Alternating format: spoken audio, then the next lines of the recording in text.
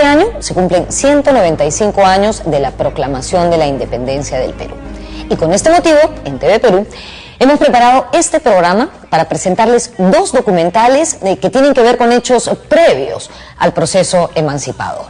Me refiero a la rebelión de los hermanos Angulo y a la restauración de Fernando VII al trono español. Está con nosotros Augusto Tamayo, destacado director de estos documentales que fueron realizados por Argos Producciones Audiovisuales. ¿Qué tal, Augusto? Encantado de estar aquí. Encantados nosotros de que estés, muchísimas gracias. Entonces, vamos a empezar mostrándoles el documental llamado Cusco 1814-1815, la rebelión de los hermanos Angulo. Tengo entendido que estos documentales han sido patrocinados por la Universidad Católica del Perú y por el Instituto Ribagüero, ¿cierto, verdad? Sí. Estos además son dos documentales que vienen a continuación de 4 que se han presentado previamente, ¿verdad? Sí, forman parte de una serie que estamos realizando para conmemorar los bicentenarios que se van cumpliendo hasta el bicentenario del 21, que comienzan el 1811, con la rebelión de Cela. Hay un documental sobre eso. El 12 hay 2 documentales sobre 2 hechos importantes: la rebelión de Huánuco y el acontecimiento de las Cortes de Cádiz, que es fundamental en el proceso de independencia. El 13, la rebelión en Tacna de Enrique Payardel, y el 14, la rebelión que va hasta el 15 de los hermanos Angulo, y el 16, el proceso de restauración y cómo eso afecta, bueno, a América y al Perú, y paralelamente a eso, la organización del Ejército de los Andes, que es lo que va a terminar, digamos, por producir la independencia en el Perú. Que eso es parte del segundo documental que vamos a ver ahora, ¿verdad? Jorge Basadre dice que la rebelión de los hermanos Angulo es el intento más serio, autónomo, peruano en el proceso emancipador. ¿Tú estás de acuerdo con esa idea? Bueno, sí, en dimensión, en alcance geográfico y en posibilidades de triunfo lo fue. Fue un movimiento que se inicia en el Cusco por reclamos, precisamente por algo que la Corte de Cádiz había ordenado, que es la creación de una diputación provincial, y ese reclamo, bueno, es rechazado, y eso produce entonces esta sublevación que se extiende a Arequipa, llega hasta Huamanga por el norte y llega hasta Puno y La Paz. Por lo tanto, geográficamente y por la cantidad de gente y por las posibilidades de triunfo, como digo, es el movimiento más importante hasta los que, bueno, a lo que pasará después, ¿no? ¿Te parece si vemos el documental y luego conversamos un poquito? Encantado. Va a estar con nosotros también Tony Zapata, luego de ver ese documental, para conversar sobre cómo se gesta esta idea y también sobre el contexto histórico en el que estos acontecimientos tuvieron lugar. Nos vemos en un rato.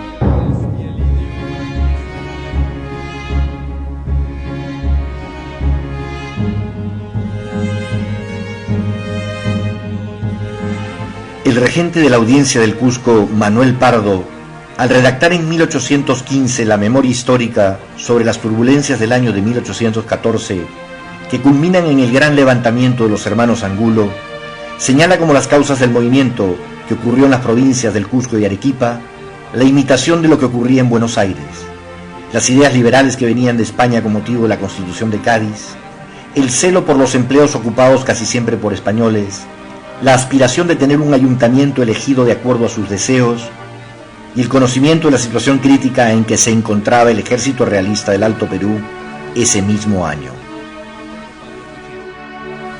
Pero el real detonante de la sublevación fue el reclamo de los miembros del ayuntamiento del Cusco, entre los que se encontraban los hermanos Angulo y buena parte del clero cusqueño encabezado por el obispo y ex rector de la Universidad de San Antonio Abad, José Pérez Armendáriz, por instalar la Diputación Provincial Cusqueña, autónoma del gobierno virreinal de Lima, según lo previsto por las Cortes de Cádiz de 1812, pero que el Tribunal de la Real Audiencia del Cusco resolvió en contra, ordenando más bien la prisión de aquellos que lo reclamaban. La crisis de la corona española en 1808 y todo lo que está acarrea, ¿no? La Constitución de Cádiz y las juntas de gobierno en Buenos Aires y en otras partes de América, ¿no? Entonces, es un mundo de cambio muy fuerte, en el cual ya el mundo que uno vivía, digamos, antes de 1808 desaparece y es un mundo de incertidumbre, ¿no? De incertidumbre no solamente ideológica, sino muchas veces incertidumbre de que hubo años en el cual parecía que el Imperio Español se terminaba, ¿no? Que simplemente quedaba Cádiz en la punta de una parte de España y nada más, ¿no? Entonces hay que verlo dentro de todo el panorama. Y además hay que ver otra cosa que yo creo que es importante para comprender Cusco, ¿no? Es su conexión con Buenos Aires, ¿no? José Angulo, miembro del Ayuntamiento del Cusco, le escribe al virrey: la obediencia de los pueblos y de la Fuerza Armada no pueden conservarse si aquellos no están persuadidos de la justificación y rectitud de las autoridades y magistrados que la gobiernan. Reclama el fin de la guerra que desde 1811 afligía la zona sur del Perú y la totalidad del Alto Perú, y por la cual se exige se reclutasen gente y contribuciones, y por la que han muerto muchos habitantes de la región. Termina la misiva llamando cruel al gobierno del brigadier Concha y protesta el nombramiento del marqués de Valdehoyos como intendente de La Paz, célebre por su despotismo y por el terror que desplegaba en su gobierno.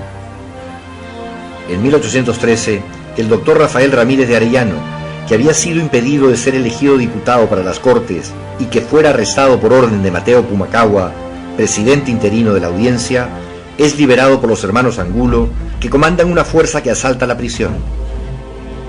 Se desarrolla entonces un plan de sublevación del que participan el obispo José Pérez Armendáriz y oficiales desavenidos del ejército español.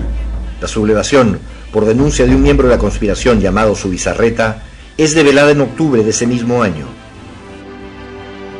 Vicente Angulo, que había sido teniente de las tropas del rey, el cura José Gabriel Béjar, el vicario José Díaz Feijó y otros son arrestados el 3 de octubre de 1813, pero días después puestos en libertad.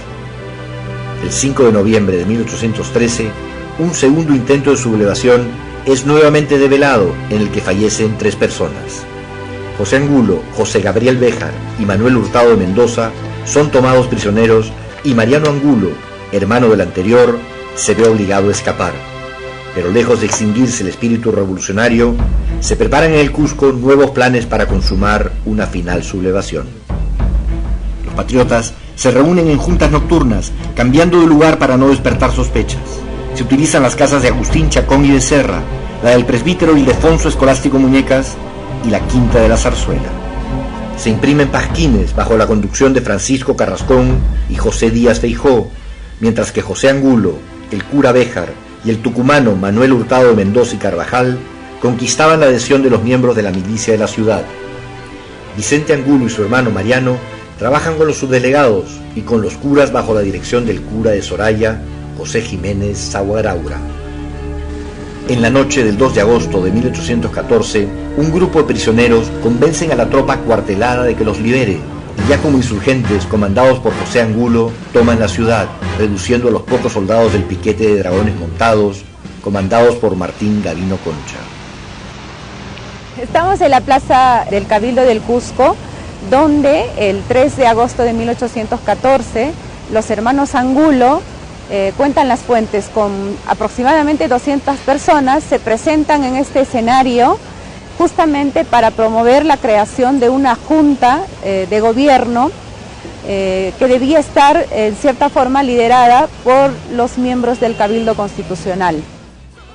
El clero, bajo el obispo Pérez Armendáriz, los cabildos seculares y la Diputación Provincial se suman al levantamiento y aclaman entre todos a José Angulo como comandante general del movimiento y como figura principal del levantamiento. El mismo José Angulo declara: yo me hallaba preso en un calabozo de este cuartel, juntamente con don José Gabriel Béjar y don Manuel Hurtado de Mendoza, calumniados por los desgraciados y sangrientos sucesos del 9 de octubre y del 5 de noviembre del año anterior. A las 2 de dicha mañana estuvo a nuestra disposición toda la Fuerza Armada de este cuartel, aclamándome como comandante general. A las 4 de esa misma mañana se hallaban detenidos en este cuartel todas las autoridades. Los hermanos convocan y buscan el apoyo del ya anciano brigadier y cacique Mateo García Pumacahua, nacido en 1740, por lo tanto de 74 años, que había sido presidente, gobernador, intendente del Cusco en 1812 y 1813 para formar una junta de gobierno del Cusco. Mateo Pumacahua reside en Urquillos, en Urubamba, donde es cacique de Chincheros y tiene gran ascendiente con los indígenas. Abandona su hacienda y se une al movimiento. Llegado al Cusco, se incorpora a la Junta y comienza a diseñarse el plan de las expediciones militares que consoliden el poder recién accedido. Revelando las profundas contradicciones que se dan en épocas de confusa fidelidad, el brigadier Pumacahua había sido un reconocido oficial del Ejército Real Español que combatió a Túpac Amaru en 1781 y que, cuando ejerce la presidencia interina de la Audiencia del Cusco, combate y toma presos por subversivos a los abogados Ramírez de Arellano y Borja, cuando estos exigen que se jure la Constitución liberal promulgada en Cádiz en 1812, de la que Pumacahua se declara opositor. El movimiento iniciado en el Cusco por los hermanos Angulo Torres, como los anteriores de la zona sur del Perú, no plantea una ruptura con España. En el caso de los hermanos Angulo, como digo, son 4 hermanos, hay abogados, hay militares y se ha señalado de que eran gente de clase baja, los Angulo, ¿no? Pero realmente si uno revisa en los libros notariales las propiedades que tenían, eran hacendados, tenían molinos, tenían minas, ¿no? Entonces eran gente, yo diría, de incluso clase media alta, ¿no? Con cierta presencia en el Cusco, quienes llevan adelante el movimiento, ¿no? José Angulo declara inicialmente aspirar al reconocimiento del que llama su amado monarca don Fernando VII y de la regencia del reino, posición que irá cambiando conforme se desenvuelven los acontecimientos. Es José Angulo el principal conductor del movimiento y su inspirador más importante, apoyado incondicionalmente por sus hermanos y por el obispo Pérez Armendáriz. Se nombra una junta política constituida por el brigadier Mateo García Pumacahua, el coronel Domingo Luis Astete y el teniente coronel Juan Tomás Moscoso. Declara la junta no querer variar de gobierno, lo que desean es un cambio de gobernantes, ya que los existentes abusan de la autoridad. Se nombra como suplente de la Junta a Jacinto Fernández Yustariz. En realidad, eran muchos de ellos realistas que deseaban un cambio en los actores del gobierno, a los que consideraban corruptos e ilegítimos, pero no una emancipación absoluta de España. Es por ello que las contradicciones internas no tardan en manifestarse, y como consecuencia de las diferencias entre los sublevados y algunos de los integrantes de la Junta Política, los habitantes del Cusco, liderados por Mariano Angulo, que está entre los que defienden la causa separatista, asaltan el 30 de noviembre la casa de Astete, que se ve obligado a huir. Habiendo tomado el control de la ciudad del Cusco, los insurrectos se proponen extender el movimiento a toda la zona sur del Perú y del Alto Perú, y bajo el mando de José Angulo se organizan 3 expediciones militares con el objetivo de tomar el control de esa estratégica zona del virreinato que limita con las provincias insurrectas de Buenos Aires. Una primera expedición se dirige a Puno y La Paz, comandada por Juan Manuel Pinelo y el cura Ildefonso Escolástico Muñecas. Una segunda, dirigida hacia el norte del Cusco, se propone el asalto de la ciudad de Huamanga, comandada por Manuel Hurtado de Mendoza y el cura José Gabriel Béjar. Y una tercera, al mando de Mateo Pumacahua y Vicente Angulo, marcha sobre Arequipa. El 29 de agosto, la primera ya había entrado triunfante a Puno, en donde encontraron que las autoridades habían fugado y a la población dispuesta a enrolarse en las fuerzas insurrectas. Toman el desaguadero y se dirigen lo antes posible hacia La Paz, defendida por su gobernador, el brigadier Marqués de Valdehoyos. El 24 de agosto, La Paz es tomada por los rebeldes. El 28 de ese mismo mes se produce una espantosa masacre de los habitantes civiles de La Paz. El Marqués Valdehoyos es linchado por los insurgentes y su cadáver amarrado a las monturas de un caballo, siendo arrastrado hasta el cementerio en el campo de Caicó. Lamentablemente para los revolucionarios, la masacre de los habitantes de La Paz le hizo perder mucho del respaldo que había generado y dicho descrédito contribuyó a lo sucedido más tarde.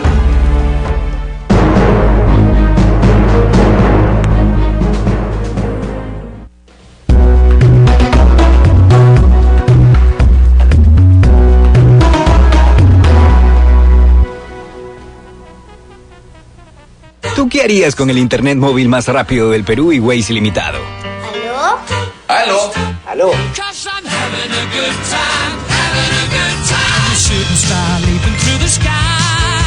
No solo te damos el internet móvil más rápido y redes sociales ilimitadas, además te damos Waze ilimitado en todos los planes. Migra en Entel. También llévate un Lenovo Vibe K5 a solo 9 soles. Mamá quiere darles lo mejor. Por eso, elige salsa roja Don Vittorio. Yo la uso solita. A mi familia le gusta con pollo. Yo le pongo mi aderezo. Dale la mejor salsa roja de sus vidas. Salsa roja Don Vittorio. Con tus mismos ingredientes y la consistencia que te encanta. Si Sol es la más rica, imagínala con tu toque. Salsa roja Don Vittorio. El placer de dar lo mejor.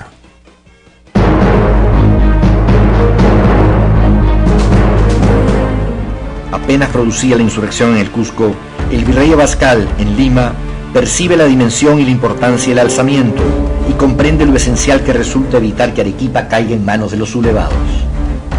El 13 de septiembre de 1814, la Junta de Guerra, presidida por el virrey, resuelve enviar un refuerzo de 500 fusileros bajo la conducción del mariscal de campo Francisco Picoaga y Arriola para unirse con las fuerzas que el intendente de Arequipa, José Gabriel Moscoso, y el brigadier Pío Tristán han podido reunir para defender la ciudad.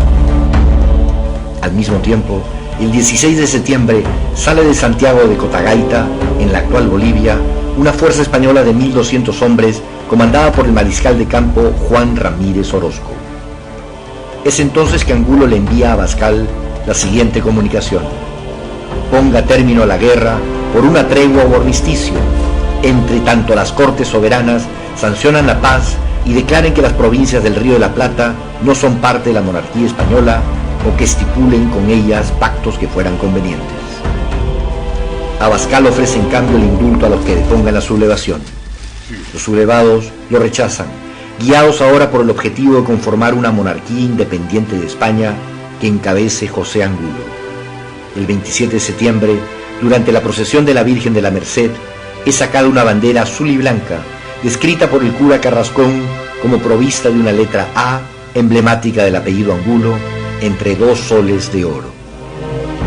Mientras tanto, en Huanta, se produce el enfrentamiento entre las fuerzas patriotas salidas del Cusco y las fuerzas realistas, comandadas por Vicente González. El 1 de octubre de 1814 se produce una de las más sangrientas batallas en la historia de la sublevación independentista. Las fuerzas insurrectas fueron arrolladas por las fuerzas realistas y al final del día fugan, mientras los realistas controlan la ciudad, produciéndose la persecución de los que huyen, que son finalmente alcanzados por las milicias reales y muertos en los alrededores de Huanta. Los comandantes patriotas, el cura Béjar, el capitán Mariano Angulo y el capitán Manuel Hurtado de Mendoza intentan reorganizarse en Huamanga, en donde ocurre otra terrible masacre. A pesar de ello, los rebeldes se ven obligados a abandonar Huamanga y el 4 de octubre las tropas de González toman también esa ciudad. Por otro lado, una parte de las tropas del mariscal de campo José Ramírez, tras derrotar a las fuerzas rebeldes en Achocaya, retoman la ciudad de La Paz y en ella ejecutan a los insurgentes que allí se encontraban. En Arequipa, la expedición comandada por los patriotas Vicente Angulo y el brigadier Pumacahua se enfrentan a las fuerzas organizadas por el intendente Moscoso y los brigadieres Picoaga y Pío Tristán. Las fuerzas se enfrentan en las cercanías de Cangallo, a 4 leguas del Cusco. El 9 de noviembre, los ejércitos traban combate en el lugar denominado Apacheca. El combate, dadas las desiguales fuerzas, es corto y culmina con el éxito de los comandados por Angulo, que toman prisioneros a Moscoso, Picoaga y al presidente interino de La Paz, Antonio María Valle. Ocupan la ciudad de Arequipa el 10 de noviembre, siendo recibidos entusiastamente por aquellos arequipeños simpatizantes de la revolución. La municipalidad de Arequipa adhiere al pronunciamiento del Cusco, así como las provincias de Moquegua, Chuquibamba y Camaná, sabiendo del triunfo de Angulo y Pumacahua, se unen al movimiento. Angulo y Pumacahua, convencidos de que el triunfo final es inevitable, envían el 12 de noviembre de 1814 una comunicación al virrey. Para inteligencia y gobierno de vuestra excelencia, le anoticio que las irresistibles armas de la patria, por medio de este ejército auxiliar a nuestro mando, han triunfado en esta provincia de Arequipa, a pesar de la más empeñada pericia militar de los mejores oficiales generales, el que conservó prisioneros a los de la adjunta y del obstinado activo fuego que opuso el expirante antipatriotismo en la fuerza total de cerca de 2000 hombres, armados, por el espacio de 3 horas y media. Las tropas del general Juan Ramírez Orozco, tras dejar consolidado su dominio sobre La Paz, toman la ciudad de Puno el 23 de noviembre. Se entera Ramírez de la derrota de Picoaga en Arequipa y, dejando como comandante de la ciudad de Puno a Martín Manuel de Rivarola, decide marchar contra dicha ciudad. Vicente Angulo y Pumacahua, enterados de la marcha de Ramírez y ante la imposibilidad de defenderla, abandonan Arequipa, llevándose a sus prisioneros hacia el Cusco. El ayuntamiento de Arequipa y una junta de notables se declaran en contra de los insurrectos y proclaman su adhesión a Fernando VII de España. El 9 de diciembre de 1814, ya en posesión de la ciudad, Ramírez Orozco ejecuta a varios de los líderes rebeldes. Enterado de esto en el Cusco, José Angulo decreta, en represalia, la ejecución de los españoles presos, general Francisco Picoaga y del intendente José Gabriel Moscoso, el 1 de febrero de 1815.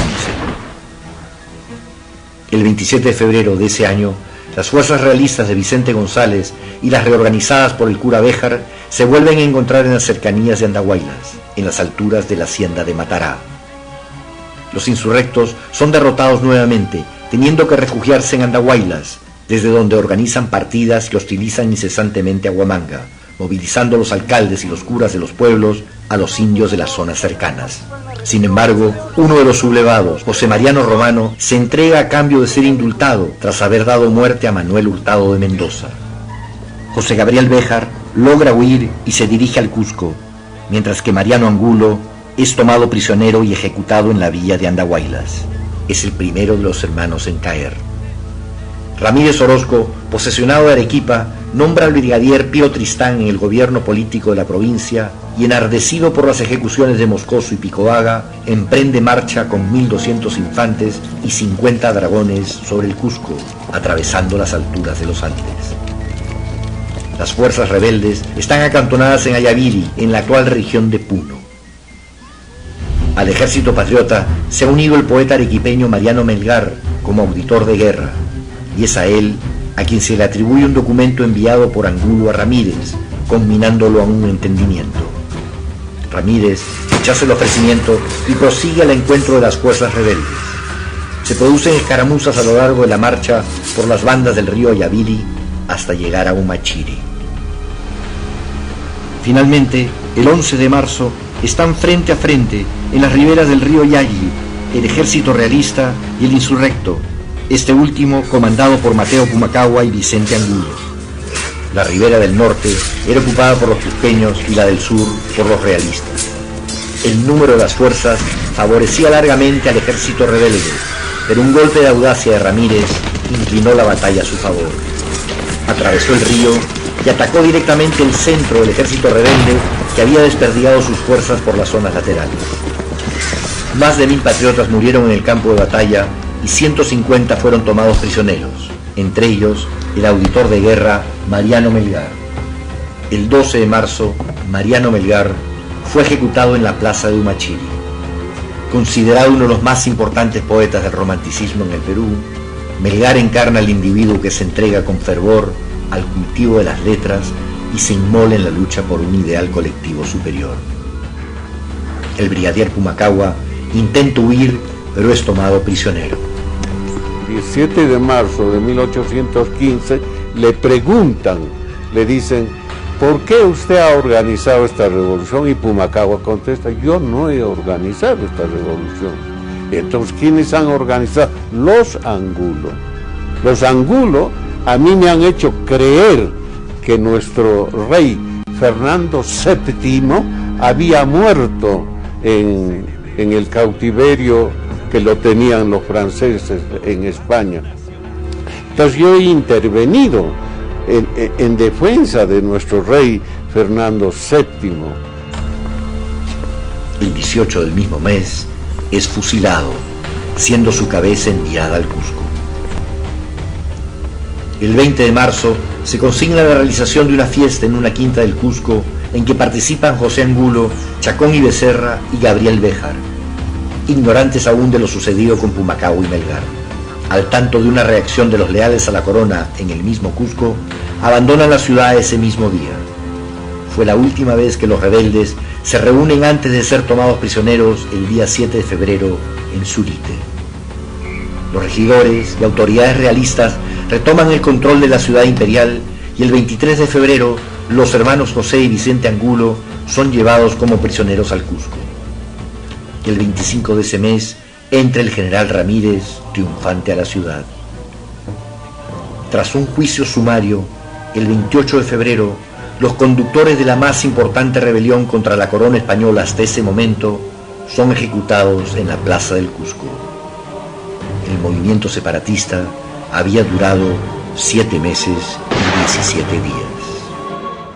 Ramírez se instaló acá victorioso y en el Cusco desaparecieron las ideas progresistas, modernas, de constitución, de sufragio, de elecciones, no se volvieron a hablar de elecciones, y no es casual que este espacio haya sido el lugar donde el último virrey se refugiara. El efecto de la revolución del levantamiento de los hermanos Angulo produjo la reacción adversa contraria, ¿no? O sea, al ser barrido, más bien reinstauró las ideas absolutistas, las ideas tradicionales, no se habló más. Derrotadas las 3 expediciones de insurrectos salidas del Cusco, ejecutados la casi totalidad de sus dirigentes y dispersos o prisioneros los escasos partícipes de la rebelión que quedaron vivos, el movimiento que hizo tambalear el poder del virrey Abascal en el sur del Perú no logra su ansiado propósito libertador. A pesar de ello, la rebelión del Cusco de 1814 revela la gran reserva de decisión y de coraje que existía entonces por alcanzar la independencia de los territorios peruanos y contribuye, a través de sus acontecimientos y personajes, a configurar el naciente concepto de patria que se agita impetuoso ya en la mente y el espíritu de los peruanos.